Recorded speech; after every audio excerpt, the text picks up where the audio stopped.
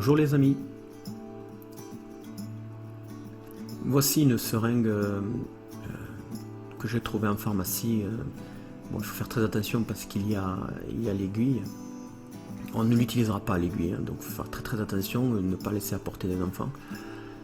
C'est tout simplement à la fin d'une séance de peinture, on a souvent de la peinture qui nous reste et malheureusement on risque de la jeter ou de la mettre au congélateur avec une autre astuce justement.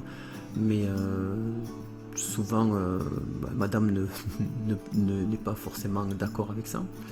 Donc j'ai trouvé cette astuce là qui est très utilisée par les peintres de tableaux. Il suffit tout simplement de mettre sa peinture au fond de la seringue. Et ensuite, lorsque nous avons mis toute la peinture, nous allons refermer avec le capuchon et nous allons pousser la peinture jusqu'au bout, de manière à ce qu'il n'y ait quasiment plus de contact avec l'air. Un peu comme si c'était à nouveau de retour dans un tube de peinture.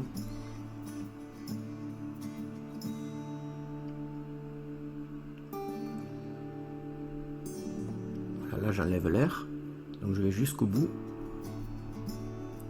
Et je m'arrête juste avant que ça sorte.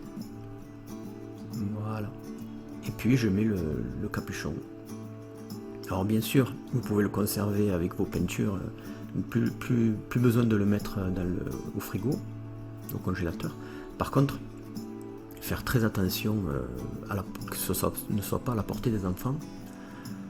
Et après, pour la réutiliser, il suffit tout simplement d'enlever le capuchon et la seringue et de remettre ça sur la palette. Ici, j'ai voulu faire une deuxième fois avec la deuxième seringue que j'avais. J'ai voulu mettre le blanc, mais je me suis rendu compte que je n'avais pas assez de blanc. Donc, une autre astuce, dans l'astuce même, c'est de mélanger toutes les couleurs qui restent sur la palette, de manière à avoir une sorte de gris coloré. Ici, j'ai beaucoup de bleu et très peu de terre d'ombre brûlée, donc ça va faire un gris relativement bleuté. Et ce mélange pourra me servir pour une prochaine séance, pourquoi pas peindre des pierres, une partie du décor ou des accessoires qui ne sont pas très utiles à mettre en avant, au contraire. Donc c'est une couleur qui peut être utile. Et plutôt que de perdre toute cette peinture et la jeter, voilà, je la mets dans ma deuxième seringue. Et je l'utiliserai certainement sur quelque chose dans une prochaine séance. Et donc de la même façon, je vais mettre le capuchon, je vais fermer de manière à ce qu'il n'y ait plus d'air. Et surtout mettre hors de portée des enfants. Ceci est très important parce que la seringue, ou alors vous coupez la seringue à coups de pince. Voilà, donc trouvez la solution qui vous convient le mieux.